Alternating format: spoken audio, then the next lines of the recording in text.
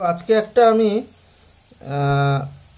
DC 3.7 volt থেকে AC voltage বানানোর জন্য একটা সার্কিট রেডি করছি।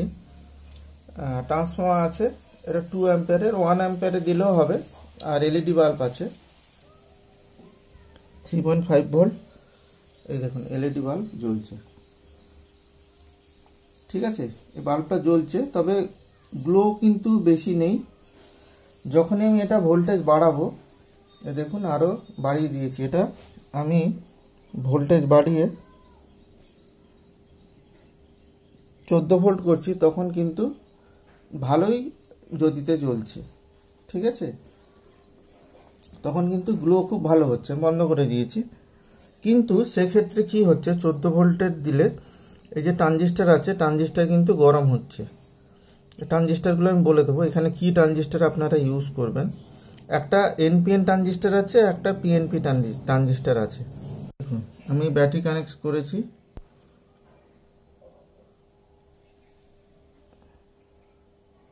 থ্রি 3.7 ভোল্টে কিন্তু জ্বলছে।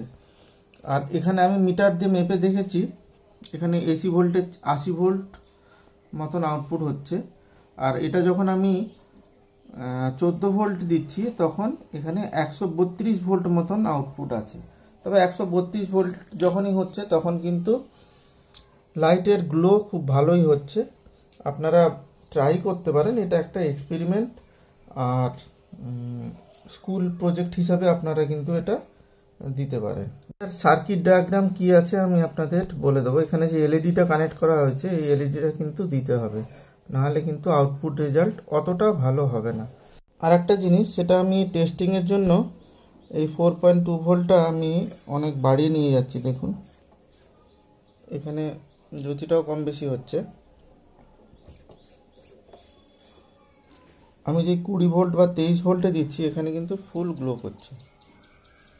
এখানে আমরা ফ্রিকোয়েন্সি জেনারেট করে ট্রান্সফর্মারতে দিচ্ছি।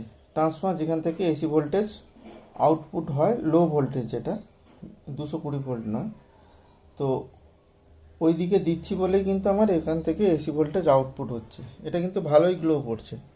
বেশি ভোল্টেজে চাইলে আপনি ইউজ করতে পারেন। সেক্ষেত্রে আপনাকে এই দুটো যে ট্রানজিস্টার এনপিএন এবং পিএনপি ট্রানজিস্টার আছে, এই দুটো কিন্তু বেশি ওয়াটেজের আপনাদের ইউজ করতে হবে। ফার্স্টেই আপনাদের বলে দিই, 3.7 ভোল্ট যদি আমি এখানে ইউজ করি, এখানে ম্যাক্সিমাম আমি 80 ভোল্ট এসি পাবো, 80 ভোল্ট এসি, ঠিক আছে। আর যদি এখানে 12 বা 14 ভোল্ট ইউজ করি, 12 ভোল্ট যদি ডিসি ইউজ করি, তাহলে এখানে 130 ভোল্ট এসি আউটপুট পাবো। তো সেটারই সার্কিট ডায়াগ্রাম। যে ট্রানজিস্টারের নাম দেব সেটার হিসাবে 1 নম্বর পিন, এটা 3 নম্বর পিন, এটা 2 নম্বর পিন, আর এটা হচ্ছে 1 নম্বর পিন, এটা হচ্ছে 2 নম্বর পিন, আর এটা হচ্ছে 3 নম্বর পিন। এখানে এনপিএন ট্রানজিস্টার আমি নেব 882 D882, স্ক্রিনও দেখতে পাচ্ছেন এনপিএন ট্রানজিস্টার। তো এটা পিএনপি, এটা এনপিএন। পিএনপির ক্ষেত্রে আমরা 557 BC 557ও নিতে পারবো। তো এবার 1 নম্বর পিন থেকে 3 নম্বর পিন আমরা এখানে জয়েন করে দেব,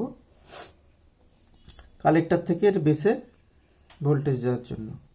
এর বেস থেকে একটা রেজিস্ট্যান্স কানেক্ট করব এই এমিটারে।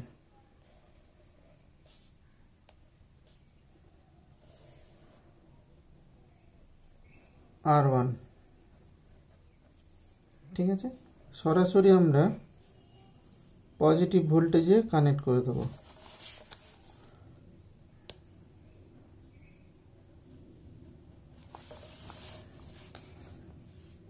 এখানে ধরুন এটা একটা প্লাস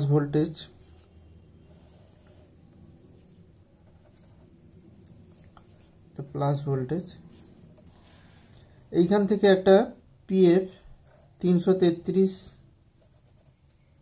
এখান থেকে একটা পিএফ এর কালেক্টর পর্যন্ত কানেক্ট করে দেবো। এটা হচ্ছে C1। ঠিক এখান থেকে আর একটা ক্যাপাসিটার কানেক্ট করব। এই ক্যাপাসিটারের মান কিন্তু চেঞ্জ করা যাবে না। এই ক্যাপাসিটারটা হচ্ছে C2। এই ভ্যালু কিন্তু চেঞ্জ করা যাবে না, চেঞ্জ করলে কিন্তু ফ্রিকোয়েন্সি চেঞ্জ হয়ে যাবে। এই ক্যাপাসিটার ঠিক আছে। মানে ভোল্টেজ কম বেশি করতে পারেন, কিন্তু মান যেটা আছে সেটাই আপনাকে ইউজ করতে হবে। আর একটা এলইডি জন্য এখানে এই রেজিস্ট্যান্স দিয়ে এলইডিটা কানেক্ট করব। এটাও কিন্তু আপনাকে দিতেই হবে এলইডিটা। এই এলইডির উপরেও কিন্তু অনেক ভোল্টেজ ডিপেন্ড করে, বায়াসিং ভোল্টেজ ডিপেন্ড করে। এটা R2, এটা হচ্ছে নেগেটিভ। ঠিক আছে, এই নেগেটিভ ভোল্টেজটা সরাসরি আমরা দিয়ে দেবো কোথায়,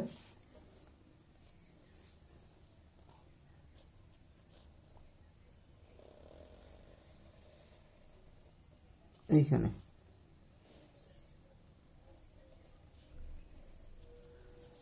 হয়ে গেল, এই ভোল্টেজটা এখানে চলে এলো।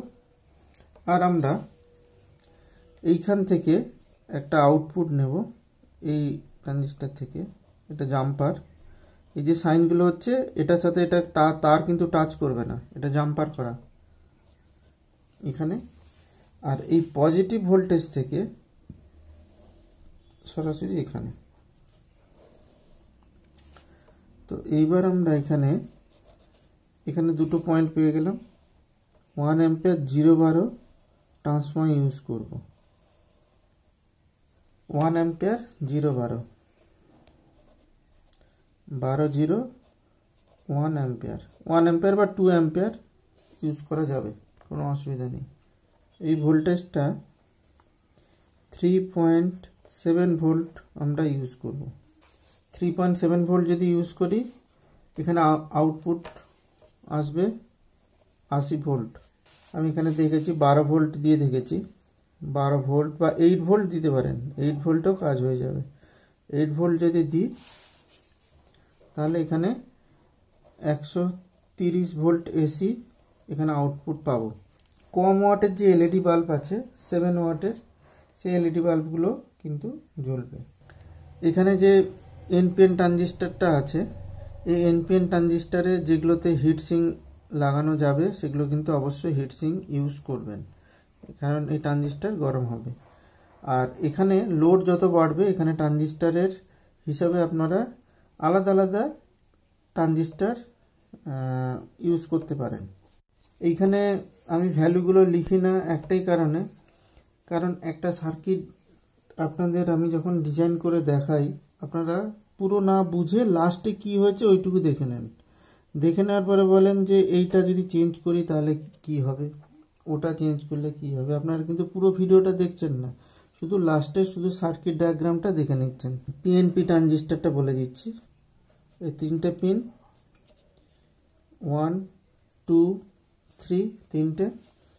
ফার্স্ট পিন হচ্ছে কালেক্টর, মাঝখানে বেস, এটা এমিটার। এনপিএন ট্রানজিস্টর, এটা হচ্ছে D882।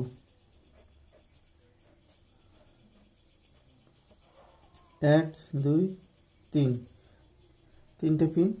ফার্স্ট পিন হচ্ছে এমিটার, মাঝখানে কালেক্টর, এটা হচ্ছে বেস।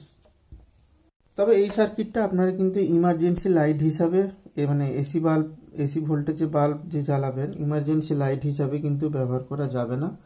তার কারণ এটা একটা প্রাথমিক একটা সার্কিট। এই সার্কিটকে আরও মডিফাই করে আরও ভালো আউটপুট আমরা নিতে পারি। সেই সব সার্কিট আমি পরে আসবো। এটা একটা স্কুল লেভেল প্রজেক্ট হিসাবে আপনারা দেখাতে পারেন যে 3.7 ভোল্ট একটা সামান্য ব্যাটারি দিয়ে কি করে আমরা একটা এসি ভোল্টেজের বাল্ব বা আউটপুট হাই ভোল্টেজ কিভাবে পেতে পারি। তো আজকের ভিডিওটা কেমন লাগলো আমাকে কমেন্ট বক্সে জানাবেন। দেখা হবে পরে কোনো এক ভিডিওতে।